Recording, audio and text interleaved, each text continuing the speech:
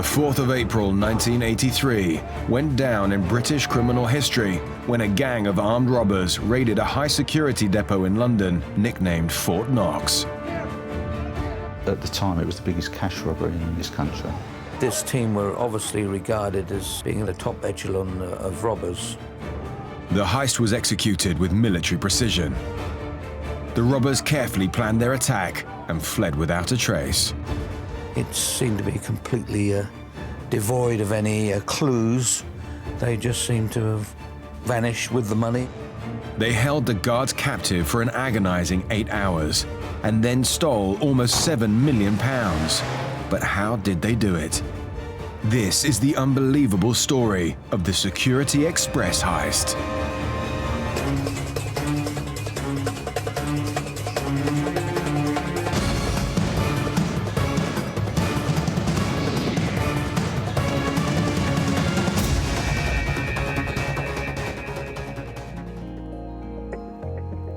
Easter Monday, April 1983. Security supervisor Greg Counsell was starting his early morning shift at the Security Express depot in Shoreditch, London.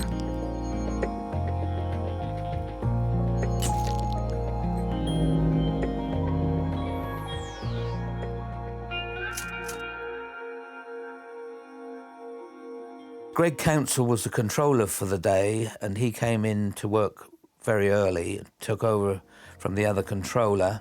His job was to allow people to come into the secure part of the building, and generally he would sit there monitoring the cameras. It was no normal day at the office. The bank holiday meant the depot was awash with cash as they waited for the banks to reopen the following day. Greg waited for the other guards to arrive before allocating the workload. And it was on Easter Monday. There was a big prize there because of the Daily Mail exhibition at Earl's Court. That would bring in a lot of money every year. So millions of pounds had to be handled that day. Each guard would be busy. As Greg waited for the first of the 7 men to arrive, he went about his usual routine. At one stage, he got up to go and get a pint of milk that was just outside the back door near a place where the wheelie bins were stored.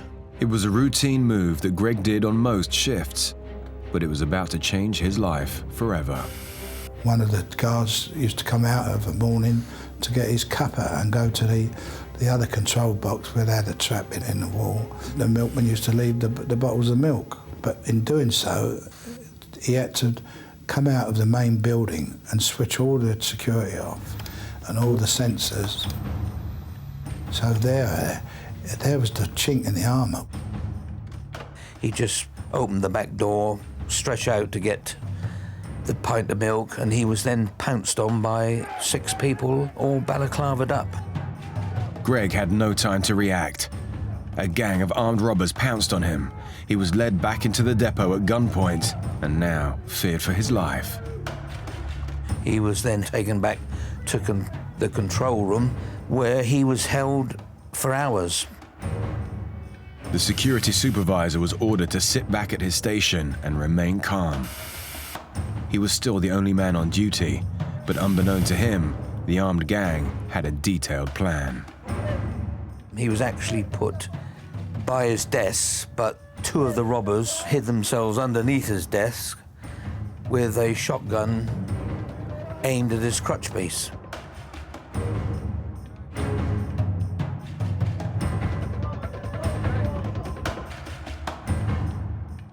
And that's where he sat for a long while, letting his fellow colleagues come in one by one. The pressure on Greg was immense. 7 other men were due on duty, and he knew that it took more than one guard to access the millions of pounds stored in the vaults. But so too did the robbers. You got to get the guards to tell you exactly what's what, and what you open first or second or third, or what keys you put in, which way you turn them, panic buttons and alarm buttons. And it appeared that the robbers even knew detailed knowledge of the premises, the security cautions they take, the locks, the keys. He did a good job in a way, because he was told not to look up and not see any faces, because if someone comes in the main entrance and they get a look, there was nothing to stop them running back out the door and raising the alarm. So that was a crucial moment. Everyone who walked through that door, which had to be monitored really exclusively. And poor old Greg had a shooter up his Niagaras, so he had to do as he's told, didn't he, you know? Okay. Really, what made it even more devastating was the fact that they were there so long. Security guards were coming in every half an hour. They were confronted by a shotgun, and they were then put at the back, and it just seemed impossible that no one had noticed something untoward going on.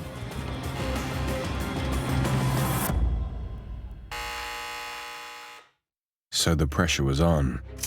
Guard after guard arrived for their shift, with Greg dutifully letting them in. The hours ticked by and the phones rang as usual.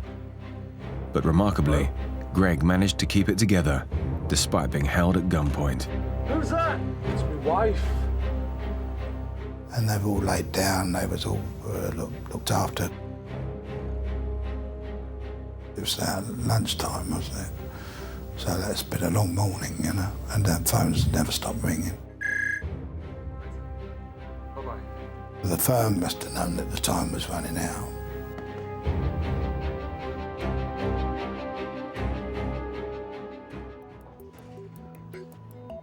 The robbers laid in wait for over 7 hours, working with military precision. Each guard now lay helpless in the locker room. All but one man was accounted for, and he held the vital information they were after.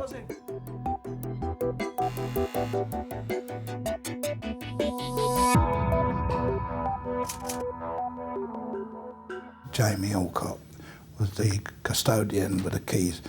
He had to take over the keys and know what to do with them, how to put the keys into the locks, and things like that.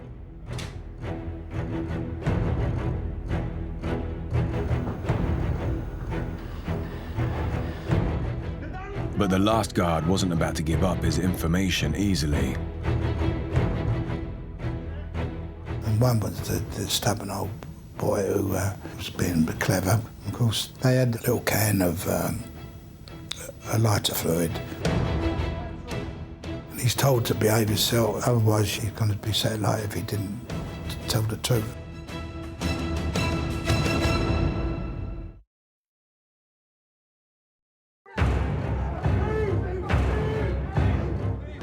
A gang of 6 armed robbers had burst into a security express depot in London, ready to steal millions of pounds. But it wasn't nicknamed Fort Knox for nothing. They controlled the building, but had to force every guard in there to cooperate in order to reach the money. And the last guard was going to be their biggest hurdle. The robbers particularly wanted Jamie Alcock to come into the premises, although they had to wait for all the personnel to come in because they couldn't allow anyone to come in after they'd started removing the cash. But Alcock was the one they wanted because I think they had the information that he was the second key holder for that day. So therefore, they needed him to be there to give them the combination of the keys. If he didn't tell the truth about where the keys were, the whole business is blown. It was a very touchy situation. Time was running out. The robbers had been waiting for over 7 hours for the final guard to clock on. He was the only one who knew the whereabouts of the vault keys. When they first asked Jamie Alcock to produce the second set of keys to open the vaults, he originally gave them a blank. It's not me, it's not me. And then the robbers got a little bit terse with him, and it then turned to extreme violent behaviour. By this time, the gang was wound up. They had spent months crafting their plan. Now, one man was standing in their way. So they got a can of petrol and started to pour it over him, and somebody produced a box of matches threatening to set him alight. He knew where they were and he wouldn't say where they were, so that's why he had the treatment with the lighter fuel, you know. But he wasn't harmed, he wasn't hurt. Well, of course, Mr. Alcock had no option then but to get the second set of keys, and at that particular stage it was getting rather nasty.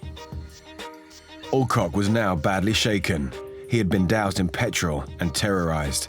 Although unharmed, he realized the robbers meant business. He had to cooperate. The gang now had all the pieces of the jigsaw. They grabbed a different guard, Alan Grimes, to put the final part of the plan into action. Their aim was to penetrate the highly secure vault, which could only be opened by a combination of keys and codes.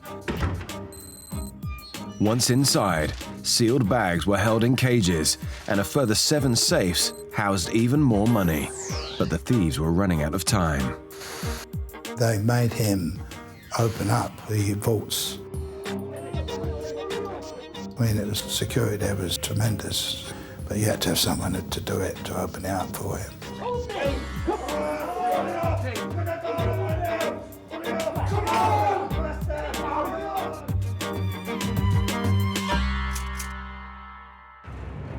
The pressure was now mounting. No vans had left the depot for over 8 hours. Phones were ringing off the hook with customers wondering where the guards were. All but one were bound and gagged in the depot. The robbers had limited time to get to the millions of pounds. It's a long procession to get to the vaults themselves.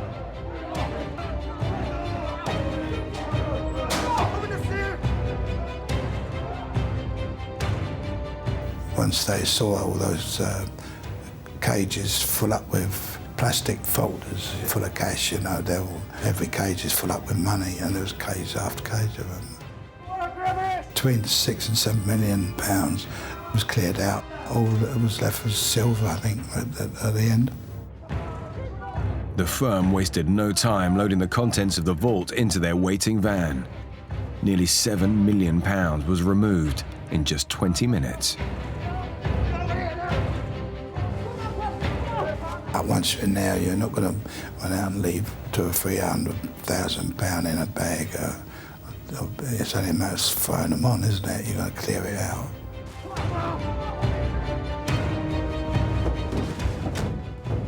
But as the van sped away, one gang member nearly blew their whole operation. On the way out, one got nearly trapped in the door because the doors was closing on him, and he got stuck in just at the last moment, because he had to run across the yard from the box, press the button and then run and get out. Of course, the vans and the car had already gone, the van with the money, and they're just the car outside waiting for him. And then there was silence.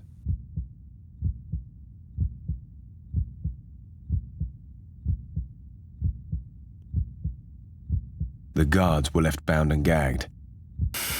Millions of pounds had been stolen whilst they lay there helpless, and the police had no idea until one of the guards struggled free and raised the alarm.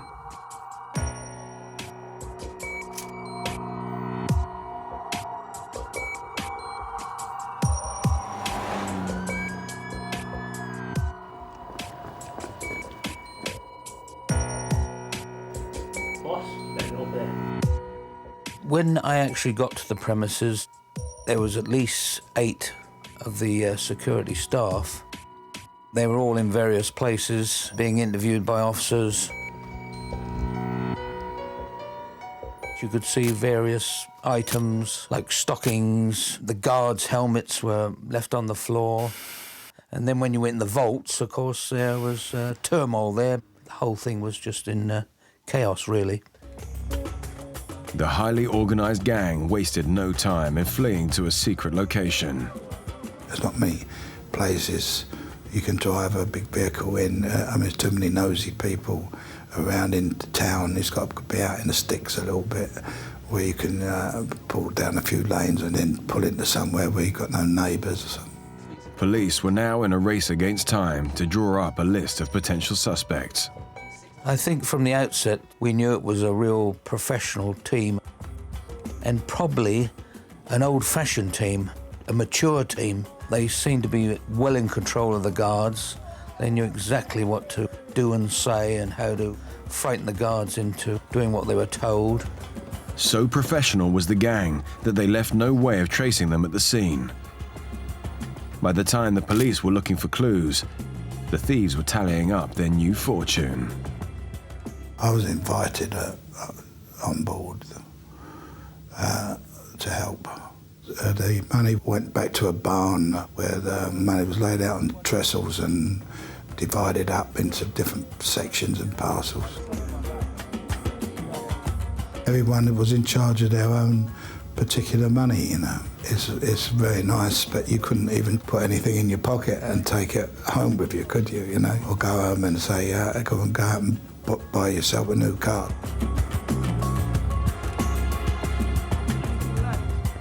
You have to keep very quiet about it, don't you? Very stum. With the money in hand, the gang asked Freddie Foreman, a prominent member of the London underworld, on board to help handle the vast amount of cash. Meanwhile, the investigation quickly grew into one of Scotland Yard's largest ever. They needed results, and officers were desperate for clues. There was immense pressure to capture these people, so much so that I think most of the members of the flying squad, and I think there was 80 plus, that were actually engaged on it right from the beginning. There was hardly anything left there at all. It seemed to be completely devoid of any clues. They just seemed to have vanished with the money.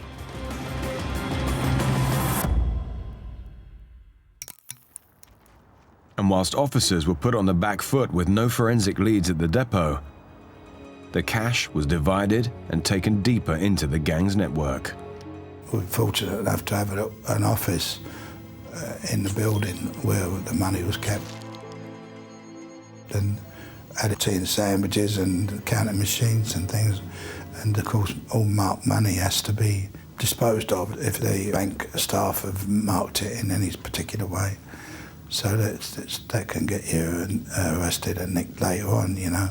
So you have to go through it all, really, as best as you can. As Foreman counted the cash, detectives started to pick up on other leads. We were doing a bit of proactive policing, setting up surveillance points on various teams. One of the bits of information we had concerned a particular pub in Stoke Newington called the Albion.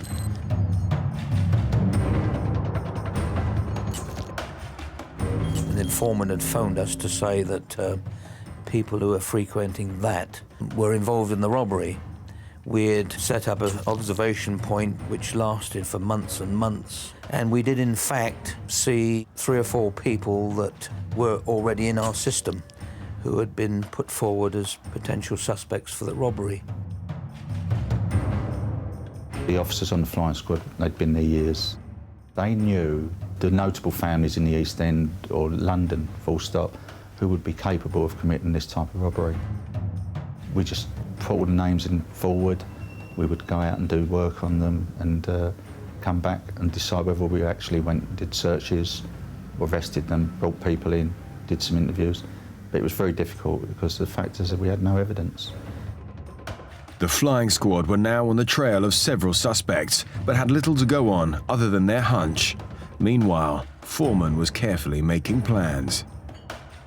It's very difficult. I mean, if you've got a large amount of money, to leave it somewhere where you know it's going to be safe. I actually did have somewhere. I had a friend who was in the city, and he was in charge of an office block. It used to be a bank on the ground floor, so the basement still had the vaults and the safes, same as the Secure Express in a sense, you know. So the money went from one vault to another vault for safety, and that was, it should have been left there, really, for indefinitely. It would have been a much better idea, I suppose. The hunt for the missing millions was on. No forensic leads were coming from the depot. But how had the gang managed to break into the building? I don't think any team of that quality would ever commit a robbery without detailed knowledge of the premises, the security cautions they take, the locks, the keys, and not many people apart from mid-management or higher would know all these details. There was absolutely no doubt in our minds that there was somebody very senior that had given this team inside information. And it appeared that the robbers even knew details of the families of these guards. So, you know, to know the whole outline, it appeared that there was somebody higher up than these guards. But all inquiries on an inside man drew a blank. Months of surveillance on suspects were going cold with no new evidence. Meanwhile, Foreman was working hard not to change his lifestyle. Whilst his chunk of the money was stored safely, he went about his business as usual. I was still living in the same flat. I had businesses, I had betting shops, I had casinos, I had pubs, clubs. I'm entitled to have a bit of cash. I could account for quite a lot of it. My intentions were to live in Spain and America. When I went to America, I was near up a dollar millionaire. But detectives were digging deeper for clues, so Foreman worked hard not to arouse suspicion. So I never changed my lifestyle at all in London. I still had the same car. I had an Audi, I think, at the time, and someone had run into the back of me, and it was all bented and doubled up, and I thought, no, I won't get it fixed. I'll leave it like it is, you know. While Foreman was keeping his head down, officers were getting closer to some of the other suspects. And this was about to pay off. Detectives finally got the breakthrough they desperately needed. There was a wall with screws, and as we took the top half of the wall away, turned it round, there was some writing on it, and what it was figures, starting with £400,000. Behind the wall was 3 canvas sacks, and they were full of money, full of notes.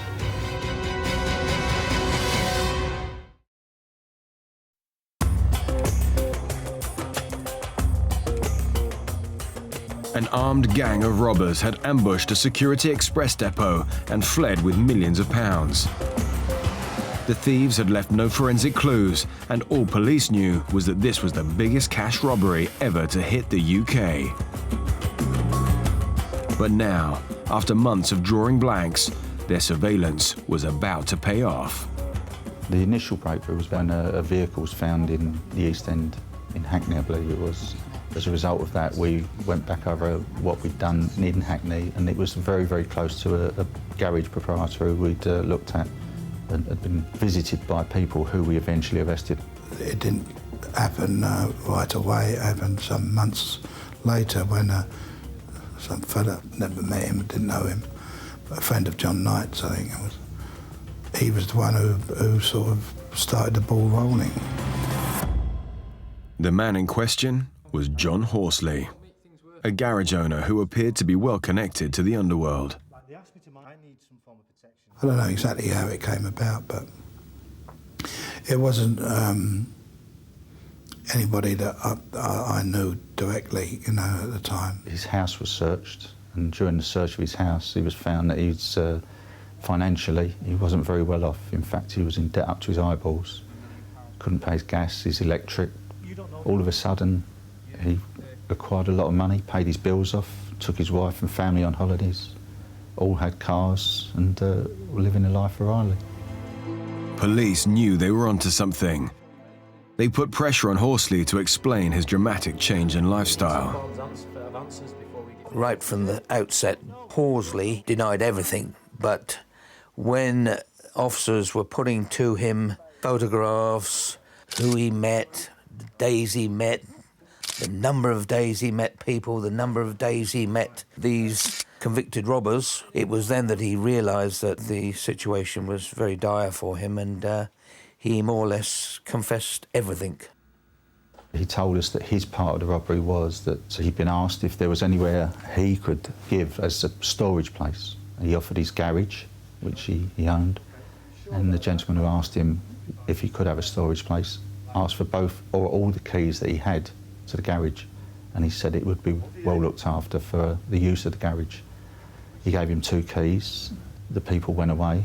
He then turned up when they asked him to help unload a van, which was full of very large canvas bags, which all went into Mr. Horsley's garage and was then locked, and away they went.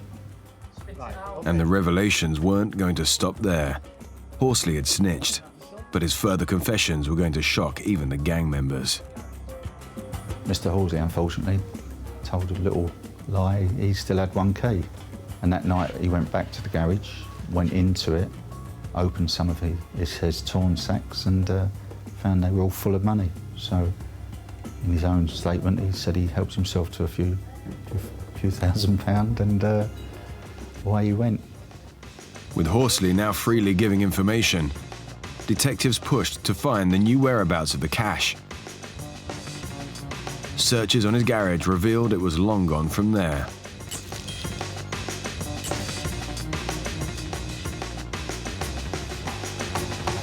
Mr. Horsley then decided to tell us that he'd been asked to look after one of the robbers' share of the money, to count it, look after it, put it in a safe place so that it was available when he needed money. What he told us was that his father-in-law was an old age pensioner, and within his flat in a warden control place, he'd put a false wall that allegedly the father-in-law didn't know about, and behind that wall was 3 bags of money. So it was then that Mr. Wilton decided we would go out there and then and search his father-in-law's house. But we were told it would be money. We needed tolls and bags to get the money. Turned up, went into an old age pensioner's flat.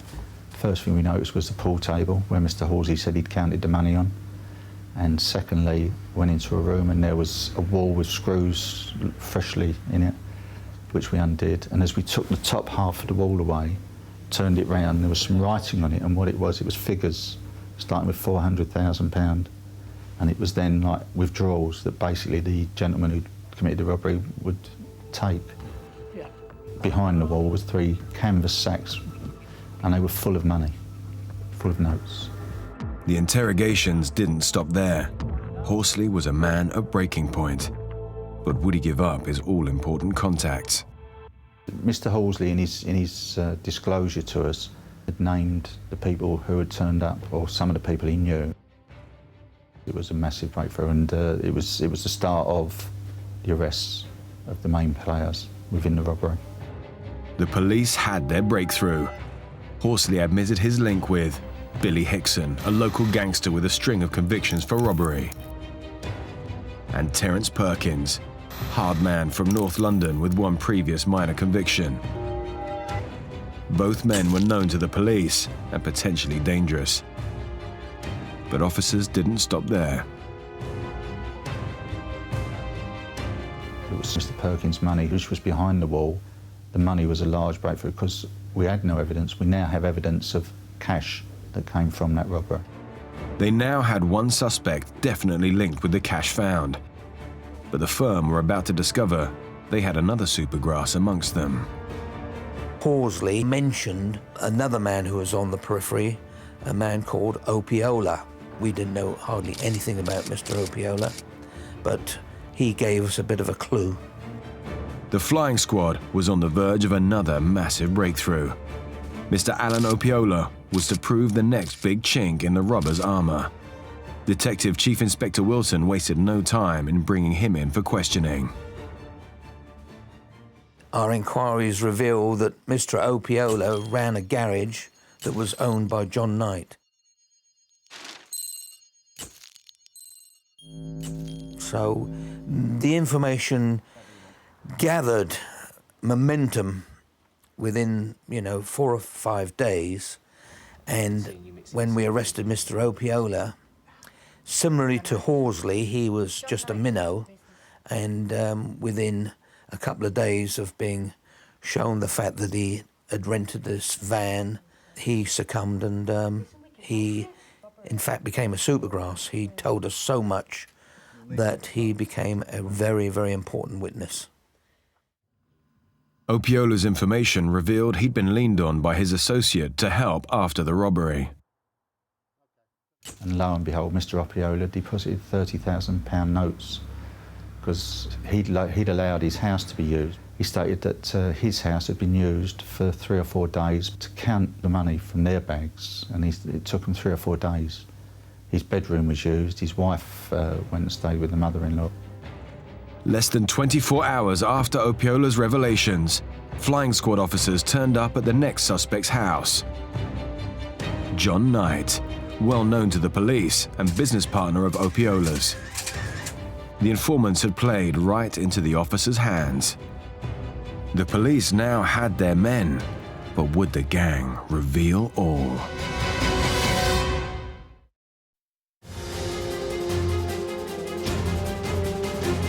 The mystery of the largest cash robbery in London was about to be cracked by Scotland Yard. The flying squad had found nearly £400,000 of the missing millions, and their informants had revealed vital secrets. Now they had key suspects in their grasp, but would they give away any clues to the heist? When we first arrested John Knight, at his home was found a list of building societies. During the next 24 hours, 48 hours, having visited all these branches, we realised that he'd been putting large amounts of cash into these building societies after the robbery. They were arrested, the houses searched, certain items were found and brought in, and they were all interviewed. And from there they were kept in custody as a result of the evidence we then had. Cracks were starting to show. The main suspects gave nothing away, but evidence was mounting. Foreman knew it was time to leave. So I thought, well, the best thing is to get over to Spain and lay low and see how it develops and see what happens. That's what I did. That's when I left. But it was a bit ominous to leave on that particular day because that was obviously recorded and knew that I left on the day that Johnny Knight was arrested. Despite the coincidence, Foreman jetted off to start a new life in Spain. After 9 months out there, things seemed okay, and we felt pretty safe and secure. So I started lashing out a little bit and investing a little bit of money, and on a few apartments, which was used by family and friends most of the time. And it didn't take long for officers to extend their search to foreign shores.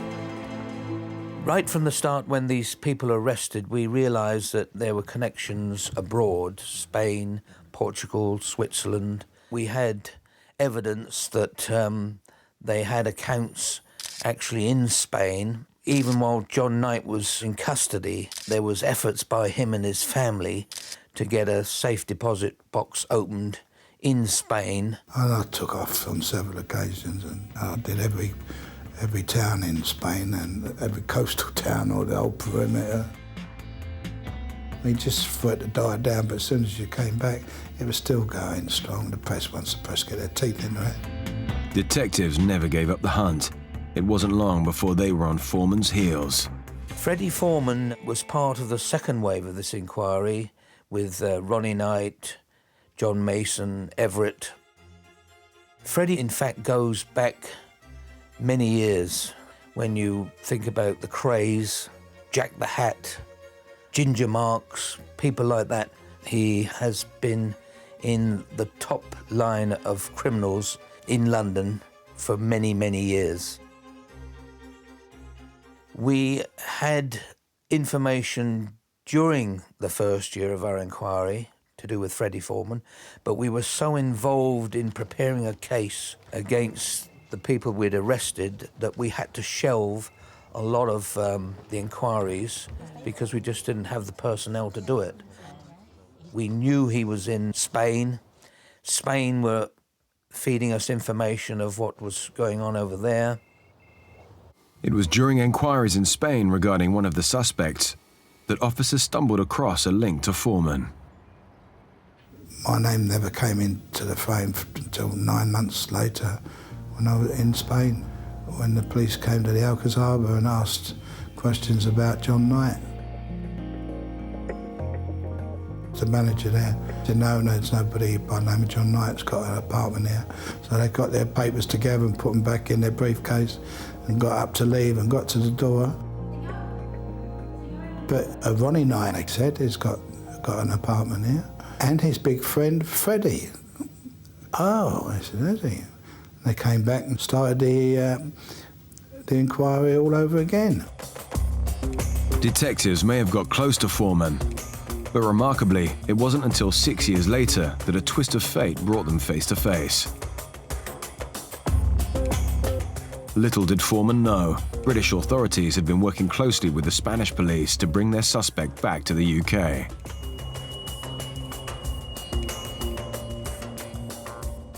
As I was getting in the car, they pounced on me. They took me straight to Marbella police station, and they banged me up downstairs in a cage with a load of smackheads and different Moroccans and different nationalities. I said, I want my lawyer over here to just send over for my lawyer, because nobody knew they had me.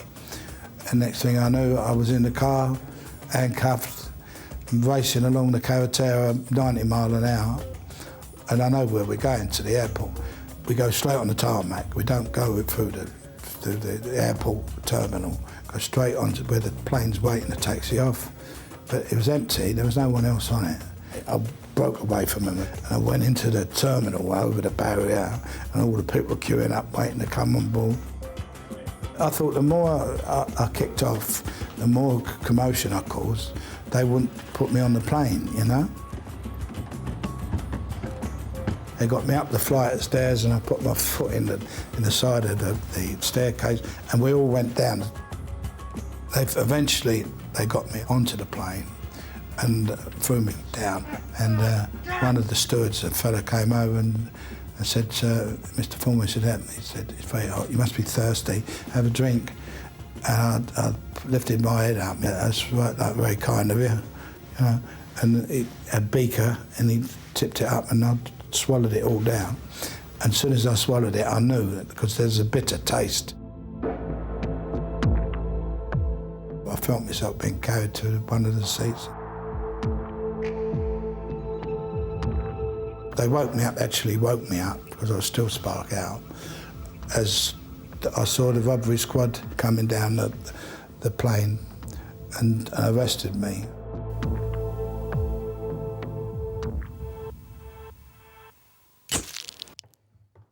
Along with the previous suspects, police now had Foreman. But getting any new information would be hard, and he wasn't about to lead them to any of the cash. If you've got anything on me, then you show me the evidence. We recovered a lot of cash at a relative of Mr. Horsley, but in most cases, the robbers had bought property, put money in banks. So that is why we got several officers from the fraud squad to assist us, because it seemed more of a financial case than it was any other form of evidence. But of course, the thing that let the robbers down mostly was the fact that one minute they were penniless, and from April the 4th of 1983, they had vast amounts of money. So, you know, it just seemed so obvious that they were engaged in this particular robbery. It was only 360,000 they traced that had been transferred from different banks, from different places, and they could prove that. But I had businesses, so I could account for quite a lot of it.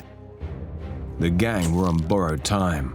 It had taken years, but Scotland Yard were finally piecing together their evidence through bank account details. But how the gang managed to infiltrate a top security depot remained a mystery until some time later. Apparently, it wouldn't have happened without the office. The office across the alleyway at the side of the building was really the important reason why you could observe and spot this little chink in the armour, this floor. There's always a lot of involvement, there's a lot of work that has to be done. Right the way through the night, sleeping bags, flasks and binoculars and everything to get every little detail, you know, and the angle of the cameras and things like that. Where do you think is a blind spot?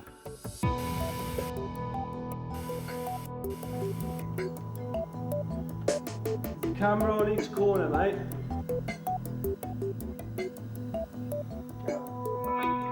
It's not like in the movies when they come all dressed in black like ninja turtle things and they're throwing grappling hooks over the wall and scrambling up. I think they were all a bit too old for all that.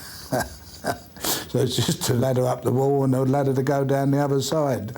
And they was all taken away in the van afterwards, apparently. I don't expect any one of the firm would have thought that they would have been there for over 12 hours on the robbery, because it started at 12 o'clock on the night, got to 3 o'clock when it was able to go over the wall when it was quiet, to hole up there and wait until the morning when the first guard came on duty. After years of detective work, officers finally had evidence linking most of the suspects to the robbery.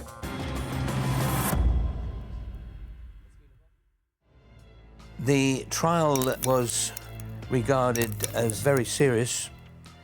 The magnitude of the robbery and the robbers concerned was such that they were escorted to the court every single day of the trial. 2 of the robbers got 22 years. That was John Knight and Terence Perkins. They were found guilty of the robbery. Billy Hickson actually was acquitted of the robbery and was sentenced to 6 years for handling stolen goods. James Knight was sentenced to 7 years imprisonment for handling a substantial sum of the cash. Ronnie Knight was in fact sentenced to 8 years when he surrendered and actually flew over here. Jury finds you guilty of the robbery of £6 million.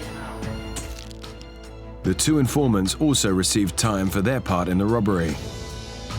John Horsley was given 8 years, and Alan Opiola 3, both for handling the money. As for Foreman, his trial was high profile and well publicized.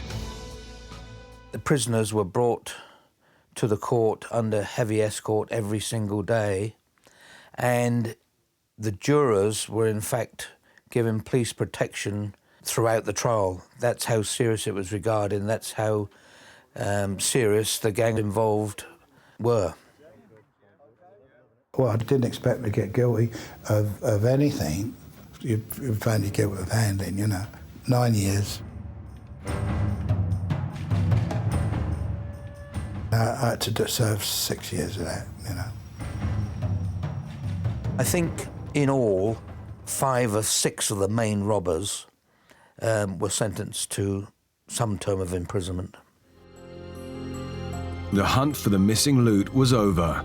Scotland Yard had managed to cage a number of top London gangsters, but how much of the £6.5 million was ever recovered?